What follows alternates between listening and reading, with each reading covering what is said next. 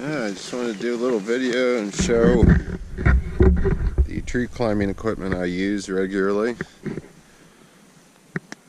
Main thing that I use is a 11mm Yale Bandit. It's a very lightweight, super low stretch, runs good through hardware. One end of that rope is set up in a DDRT setup, or a moving rope setup, with a hitch climber pulley. Got some a Rocco carabiner and a Rock D carabiner, along with 8mm B-line. B-line seems to grab real good on Yale.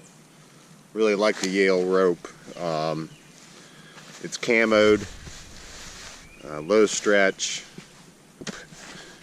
The other end is always set up as an SRT canopy cinch setup. I usually use kind of a bulletproof stainless steel delta to actually do the cinch chore around the limb. I've started using a fixed plate pulley and a pear link to help break the friction when you pull out a long canopy anchor. For protection, I've got the Black Diamond half dome helmet. I think this is the half dome. Camo color, low visibility. It does have vents. I usually use a buff underneath in case it gets cold. Great helmet, cheap. For my harness, I use a Nude Tribe Nikosi. This is a pretty old harness. This one was manufactured in, I think that says 2010. It's got a lot of miles on it. Big leg pads. It's the first generation of their bridge harnesses. I do use some soft swivels. These are Dyneema. I think these are 4 or 6 inch Dyneema loops that I've girth hitched onto the main tie-in point here on the harness. These do act as a soft swivel and rotate. I do have some miscellaneous carabiners and hardware here on the side.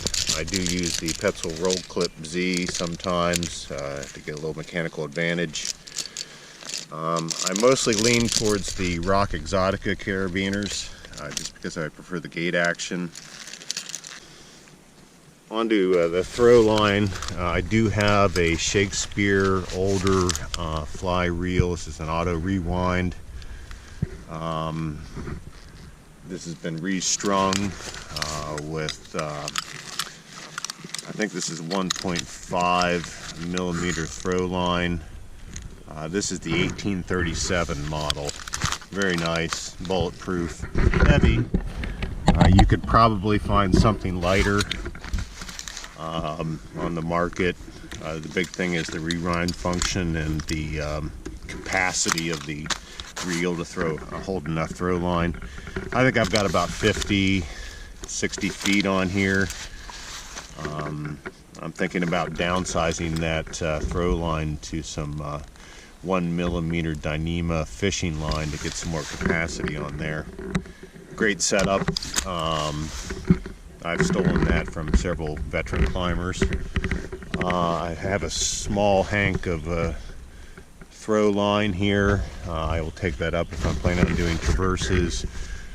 You guys probably have seen this before. This is my homemade grapnel. It's just 4 J-bolts welded together with some 2-part plumber's epoxy with an eye bolt on the end. I do use a rare earth magnet. This one has about a 92 foot-pounds of pull, more than enough to get your throwback back.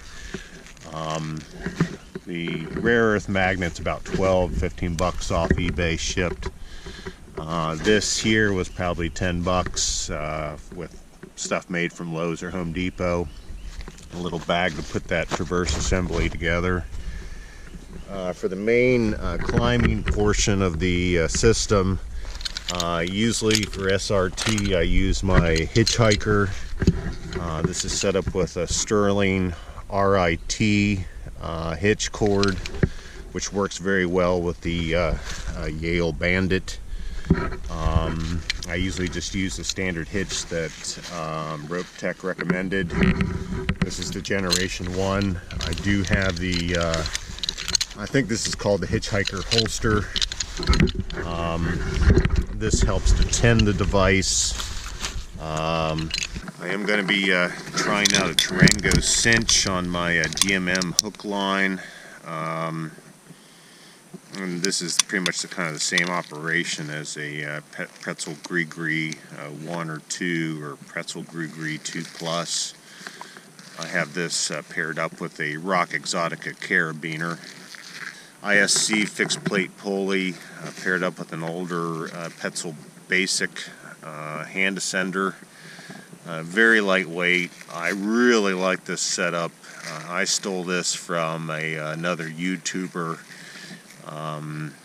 Don't have to open the carabiner gate to get your rope into that pulley. It saves a lot of time. It doesn't sound like it saves you a lot of time, but I'll tell you what, it's awesome. Smooth as hell. Great piece of equipment. Kudos for that guy to show off that build on that. And that's just a stainless steel 1-inch bolt holding it all together. Not necessarily life support, just getting some mechanical advantage on transfers and things.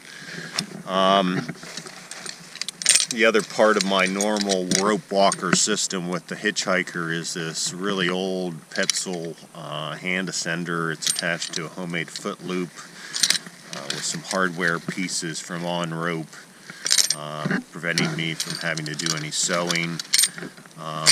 It's been in use for a long time. I do use a short Dyneema sling. This is twisted and kind of fastened into a chest harness. This brass clip helps to tend the hitch climber pulley, which is essential in a rope walker SRT setup. I've been using this new Lanyard setup. This is 10mm PMI EZ-Bend. Great rope. The rope is literally bulletproof. It's an old caving rope. Obtained this from On Rope also. This is a DMM Captain throwing hook. Great for work positioning and transfers or traverses tree to tree. I have the other section of this 50-foot setup set up as a lanyard, using a DMM Pinto Pulley and some 8mm Ocean hitch cord that's tied in a distal configuration. This setup total is 50 feet. I try to keep about 35 feet wound up here on the lanyard side and the other remaining portion on the hook side. One thing about this PMI is that the EZ-Bend is that you can't do a splice, hand spliced end. You do have to get a sewn eye if you want one. This was done by another veteran tree climber who goes by the name of Moss. That is hand sewn. One very nice thing that he did was he angle cut this piece here. That really does help to pull it through some crotches or branch unions. It's surprising what will get hung up, but this little bevel or angle cut here I think is essential if you were going to set one of these systems up. I ditched the DMM little accessory carabiner and just tied on some regular throw line there. It seems to rack better for me. Plus I wanted to use the DMM accessory carabiner for something else. Lanyard that I use, this is the 35mm or 35-foot 9mm PMI. This PMI is well broken in. When you get that PMI new, it is really stiff, has a real stiff hand, kind of difficult to tie some knots, but as you use it, it becomes much more supple and usable. If you do buy PMI EZ-Bend, whether 9, 10, or 11 millimeter, don't freak out about the hand when you first buy it. It does soften up. But I do like the leather cambion sabers quite a bit. And you can see I have a collection of 3 of them. For this climb, I think I'm going to subtract this piece here and just try to save some weight and canopy and use this setup. Of course, the rope bag with the built-in tarp. This is the rope bag I use. It does have a good sized tarp built into it. Offers some protection from the ground for your rope, especially when it's kind of muddy out like it is now. You could easily store about 200 feet of rope for this in this bag. It's not the lightest thing in the world. I usually put it in the base of my backpack. It does cinch up and make a pretty small form factor after you cinch it all down. But it is a great bag. I've got 2 of these. You can get them for probably $35, $40 off eBay used. Atlas gloves. They aren't very thick or warm, but they do have a nice coating. This isn't the latex coating, a bit thinner than the latex. Not quite as grippy, but they are more durable. I've had these gloves for probably well over a year, and they're still going strong. Usually buy them by the dozen off Amazon. Do help to grip the rope tremendously. I have an older Stein cube. I think this is 1.75 Zing-it. And a little cheap throw bag with steel shot. That's essential if you're going to use a rare earth magnet to try to retrieve your throw bag. That one's a store-bought bag here. This one is a hand-sewn bag filled with steel shot BBs. I definitely would go with steel shot. There's no point in hauling around lead. It's toxic and it's non-magnetic, so it's a double no for me. And the other thing I have is a Black Diamond trekking poles that help me to get through the forest. Some of the trees I climb are fairly deep into the backcountry.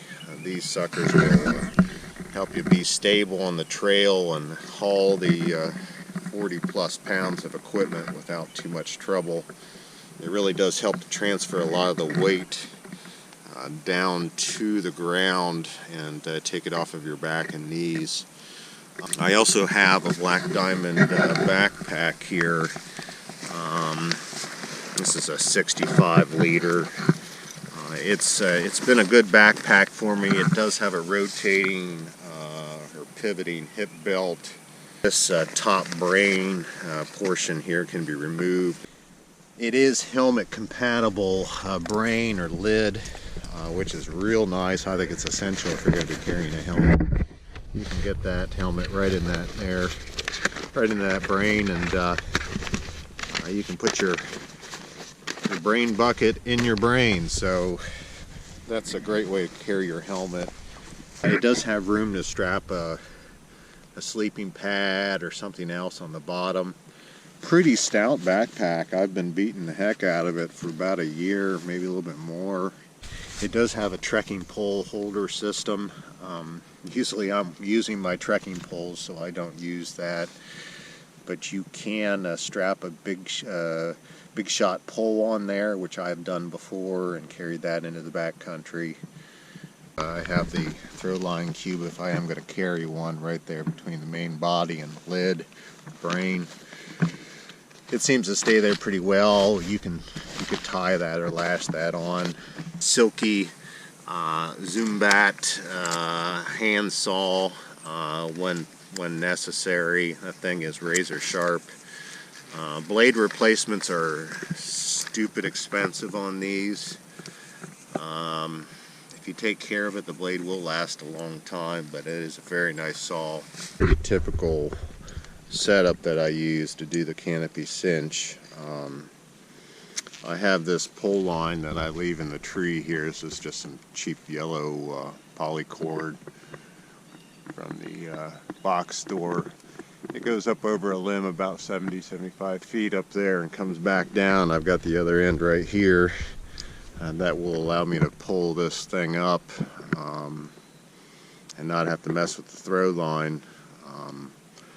If you frequently climb trees and they're on private property, I would recommend setting something else like this up. That's just a bowline loop there. Let's get this pulled up. You can see it pulls up pretty nice. Pays out pretty nice from the tarp there. Let's get that pulled up and see if we can set our line. I got the other end back there. You can see it's right at about 75 feet. With both ends just about maxed out there and off the ground. And that's typically this configuration I use. This is actually does the cinch here around the limb. And it's a pretty bulletproof connection. This is really just to break the friction on the pullback. SRT rope walker setup that I use. At the heart here is the Ropetek Hitch Hiker. This is generation 1. It's a 9mm RIT cord or RIT cord by Sterling. For the left-hand foot loop, I'm using some parts from On Rope to prevent sewing. Some cinch buckles and things. This is all attached to a older Petzl hand ascender. That gives me a step for my left foot. On my right foot, I will wear this CMI Foot Ascender. It does lock, which is one of the great benefits. It will lock and not kick off a rope. Incredibly bulky though. Certainly smaller options available now, but for some reason I just seem to love this thing, and I don't plan on giving it up anytime soon. So that's a typical setup. This is a typical setup for my harness. I usually have the other end of my main climbing rope set up as a moving rope or DDRT setup. This Bandit does have a stitched eye on the end, which makes it real nice and smooth. On the left side, I usually use my lanyard to store my lanyard, and in this case it's a double-ended lanyard with the DMM Captain throwing hook on the other side. Typically have my throw line assembly and my mechanical advantage and hand grab here. Got my right foot ascender on my foot. Miscellaneous hardware over here. There's the tending point for the hitch hiker. It's just a Dyneema sling. It gets wrapped in the back. You can see that twisted, and that forms kind of a rudimentary or crude chest box. But it works very well for me, and it's all parts that I had anyways, so it works out good. Sugar maple today. This tree tops out at about probably 110. As high as you can get is about 80-85 feet. Might try to do a transfer over to this other little sugar maple here. It's got some smaller limbs that might work with the DMM throwing hook. It's not too far away. It's about 15 feet here. It's got a clear canopy access to that other tree, so I might try to throw something over there and see what I can do. Just trying to have a relaxing climb today.